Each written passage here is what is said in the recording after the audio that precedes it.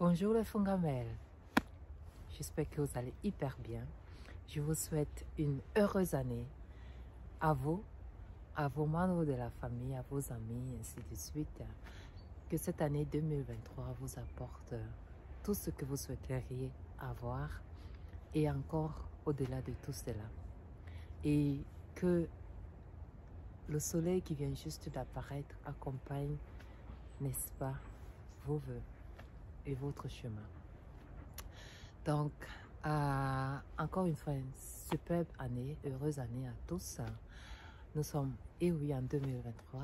Moi, je n'aurais jamais pensé ou bien cru que je serais là aujourd'hui en 2023. Et surtout pas en train de faire cette vidéo, n'est-ce pas? Et sur cette vidéo, je vais parler, entre autres, surtout de la spiritualité, du moment présent aussi, entre autres. C'est pour ça le livre de ce maître spirituel. Avant, on les appelait les maîtres spirituels. Aujourd'hui, on les appelle les coachs. C'est pas tellement la même chose. Le maître spirituel Eckhart Tolle qui a écrit différents livres. J'aime beaucoup le livre qu'il a écrit sur The New Earth. Mais le livre qui, je pense qu'il a rendu plus populaire, c'est celui du Power of the Now. Le moment présent, la puissance du moment présent. Ce que nous faisions très souvent en Afrique, hein, quand je grandissais, ou bien surtout au village, les personnes vivent au moment présent. Ils vivaient plus au moment présent, n'est-ce pas? Et aujourd'hui, nous sommes toujours en train de planifier, ce qui est aussi très bien, mais cela nous empêche d'être au moment présent et surtout, cela nous empêche encore d'être centré. Et je veux parler d'être centré, je veux parler centré, je veux dire être aligné avec son âme. On voit de plus en plus de personnes qui posent les questions de savoir. Oh, merci beaucoup, Soleil. Les personnes qui se posent la question de savoir quelle est ma mission de vie, quel est le sens de ma vie. Parce que tu vas voir, Fongamel, comme j'ai dit, en 2023, c'est une année très, très spéciale. Pourquoi? Parce que c'est... Si tu additionnes les chiffres, tu vas recevoir le chiffre 7, le chiffre 7 qui est un chiffre très spécial dans la spiritualité. C'est un chiffre sacré, connaissance entre autres. Donc, cette année, nous allons recevoir ou bien nous allons vivre beaucoup de changements intérieurs. Beaucoup de bousculements. Donc, comme je disais, il y a beaucoup d'entre nous qui se posent la question de plus en plus de savoir quelle est ma mission de vie. C'est pour ça que j'aime beaucoup aussi le coaching de Maïma, parce qu'elle met le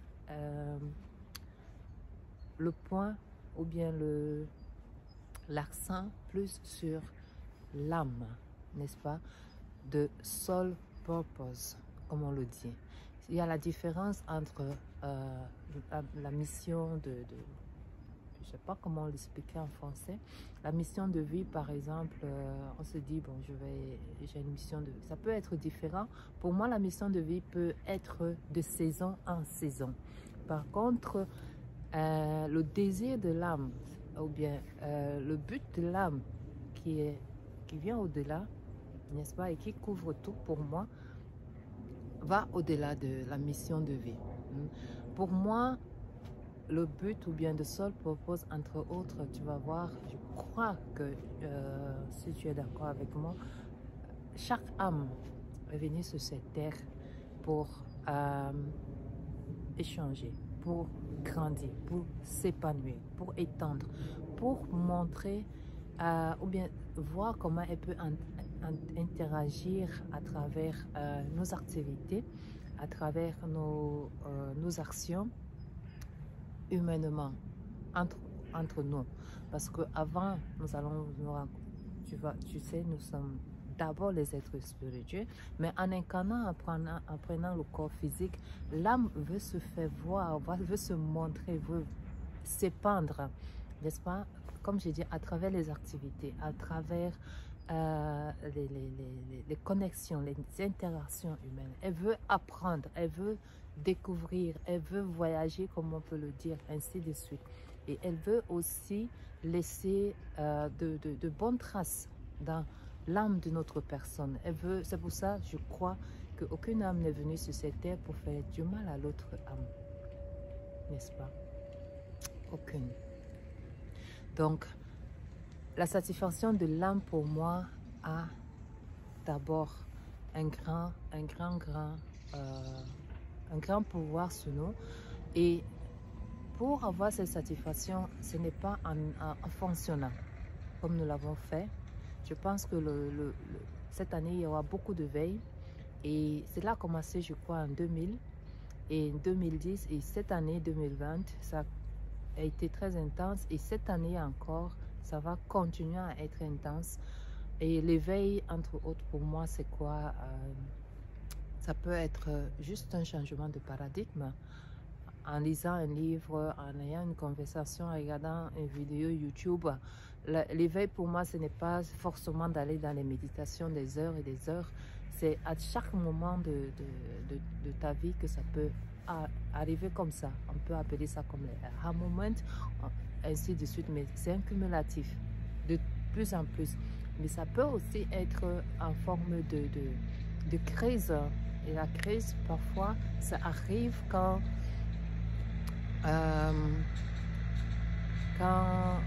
je m'excuse, je n'ai pas le micro aujourd'hui.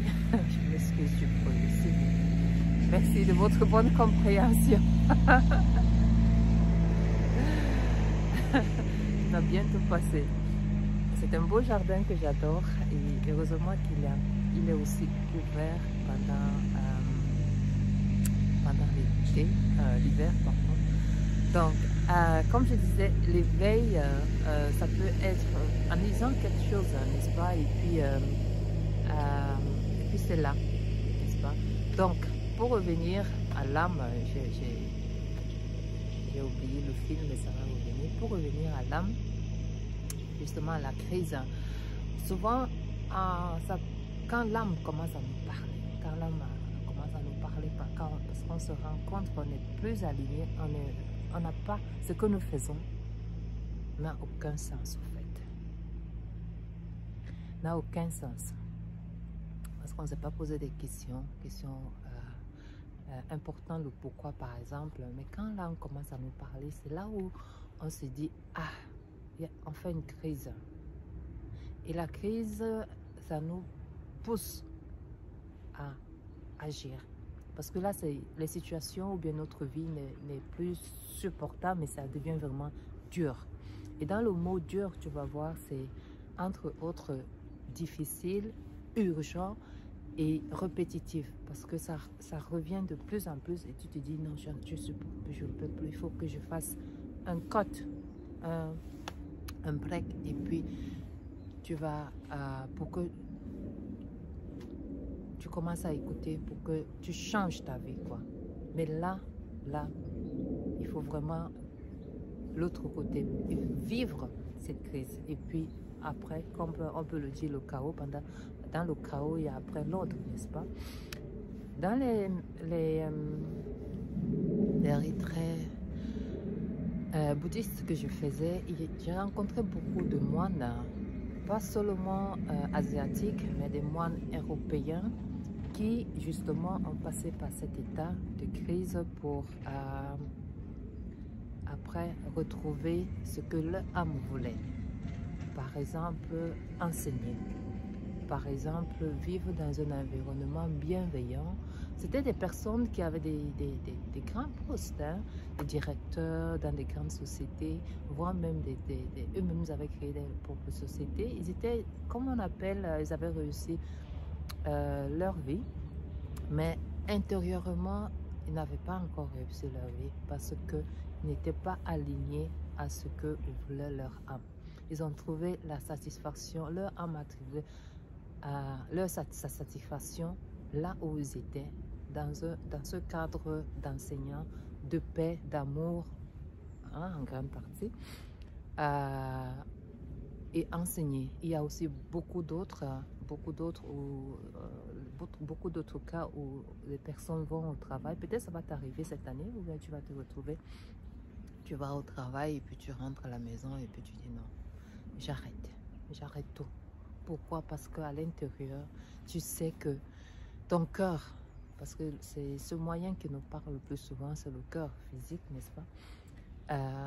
Ton cœur te dit arrête, arrête, arrête, tu n'écoutes. Après tu dis non, je vais arrêter parce que là ça ne donne plus un sens. Et le moment de veille entre autres, ça commence à arriver quand tu vas te poser les questions entre autres. Le pourquoi est souvent très important. Pourquoi est-ce que je fais ça? Est-ce que ce que je fais a un sens? Pourquoi est-ce que je suis dans cette relation? Pourquoi je fais ce travail? Ainsi de suite, n'est-ce pas? Et en te posant ce genre de questions, quel est le sens de ma vie? Pourquoi? Ce sont des questions pour moi qui sont souvent très importantes et qui nous empêchent, ou bien qui nous ramènent au moment présent et nous forcent à rentrer en nous automatiquement. Pourquoi est-ce que je fais ce que je fais? Est-ce que ce que je fais est aligné avec mes valeurs? Est-ce que ce que je dis, j'ai parlé tout à l'heure, est aligné à ma personnalité? Ou bien est-ce que je suis dans ce groupe juste parce que je veux être dans ce groupe? Donc le pourquoi est souvent devient très présent. Et tu vas même parfois te retrouver très seul dans, dans ton monde, entouré de beaucoup de personnes, mais très seul parce que tu es en train de travailler en toi, être vraiment, retrouver le sens. Pourquoi est-ce que je vis cette vie, ainsi de suite. Ce qui est très important. Mais une fois, Fongamel, une fois, crois-moi, que tu seras...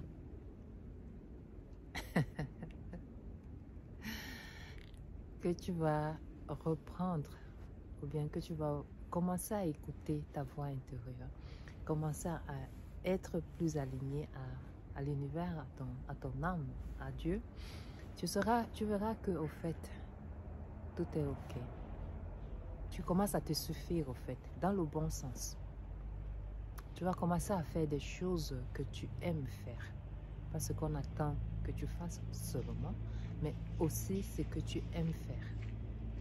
Et tu vas te retrouver en train de faire ces choses pendant des heures sans vouloir t'arrêter. Il y a 2 jours, j'ai lu une interview d'une personne qui accompagne les gens à leur phase finale, avant la mort. Et dans cette interview, il a dit entre autres des personnes à la phase finale, elles regrettent le plus souvent de n'avoir pas vécu leur vie, de n'avoir pas suivi leur cœur,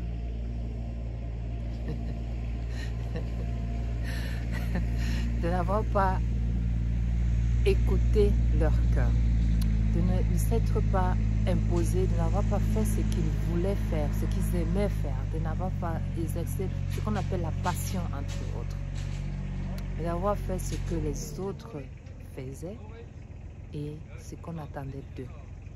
Ils ne regrettaient pas d'avoir pas moins passé du temps à la télé ou bien dans les réseaux sociaux inutilement.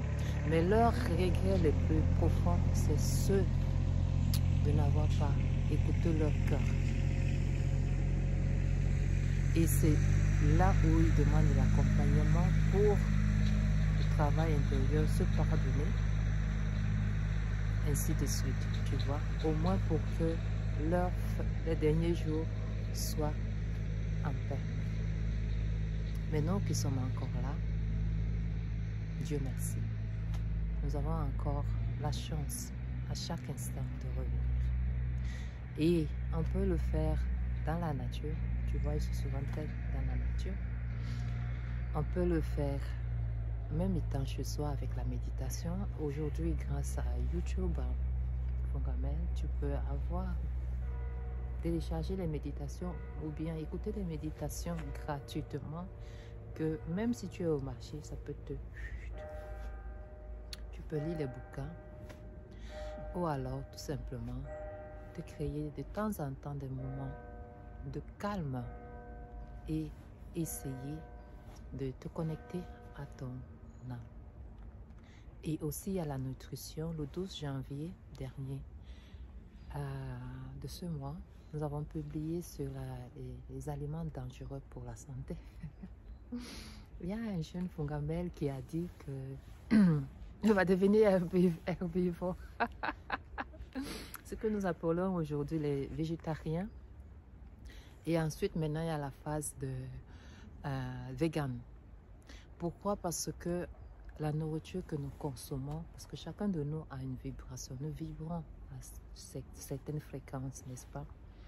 Et la nourriture que nous consommons aujourd'hui a tellement une énergie, une vibration très basse, justement parce qu'elle est travaillée, que notre énergie, nous-mêmes, notre vibration, on doit la lever pour, ou bien bénir cette nourriture pour qu'elle soit à notre vibration. Donc, ce que nous consommons, que ce soit nos physiques, la nourriture, et télévision, et ainsi de suite, ce n'est pas toujours à nos vibrations. Peut-être tu vas aussi te retrouver que tu vas dehors faire des courses au marché, ainsi de suite, dans les supermarchés, ou même en pleine ville. Après tu rentres à la maison, tu es tellement fatigué. Pourquoi? Parce que tu absorbes. Il y a tellement, je te dis, il y a tellement de choses aujourd'hui. C'est tout qui est en train de... Mais après tu peux rentrer, te laver, te protéger, comment te dire, revenir à toi, quoi. Mais ce qui est important et ce que je veux passer dans cette vidéo comme message, c'est important. C'est important d'avoir de l'argent. C'est très important pour se permettre des choses et voir aussi, laisser des empreintes positives. Mais seulement, il faut toujours se poser la question, pourquoi je le fais? Est-ce que c'est aligné avec moi? C'est très important. C'est très important de jouer le rôle de ta vie. C'est très important d'être heureux avec toi-même, avec la personne que tu es. Parce que, entre autres aussi, l'âme, ce qu'elle veut, n'est-ce pas, c'est de vivre, d'être heureux. Il y a Madame Oprah Winfrey dans ses vidéos, dans ses conversations, quand elle posait la question aux personnes de savoir qu'est-ce que voulaient les personnes. C'est aussi des questions qu'on se pose. Qu'est-ce que je veux? La plupart du temps, on veut être heureux. Mais qu'est-ce que ça veut dire être heureux? Donc cette personne, naturellement, elle disait toujours, je veux être heureux. Ça veut dire quoi, être heureux? C'est que pour moi, être heureux défini ne veut pas sûrement être la même chose pour toi. Et sûrement pas pour ton voisin ou bien ta soeur même. Et pourtant, on se retrouve en train de vouloir vivre la vie de nos voisins, de nos frères et sœurs, ainsi de suite. Tout sauf la nôtre. Tout sauf ce que notre âme veut. L'âme, elle veut être heureuse. Elle veut montrer sa lumière. Elle veut vous faire voir sa lumière. Chacun, c'est pour ça on dit souvent, fais voir ta lumière à tout le monde. C'est l'âme qui veut s'exprimer à travers toi, à travers chacun de nous. Et nous devons, en cette année, commencer, chacun de nous, montrer sa lumière. Je sais qu'il y a au courant des années, cette mentalité de concurrence, ainsi de suite. Ça va continuer à exister. Mais moi, j'aime toujours prendre l'exemple de... peut-être on voit en bas du ciel, entre autres. Dans le ciel, tu vas voir les nuages. Chaque nuage a sa place. Et quand il fera nuit, s'il y a les étoiles, chaque étoile a sa place. Et là, maintenant, dans la nature, il n'y a aucune herbe qui dit à l'autre herbe, dégage. Non. Chaque herbe a sa place.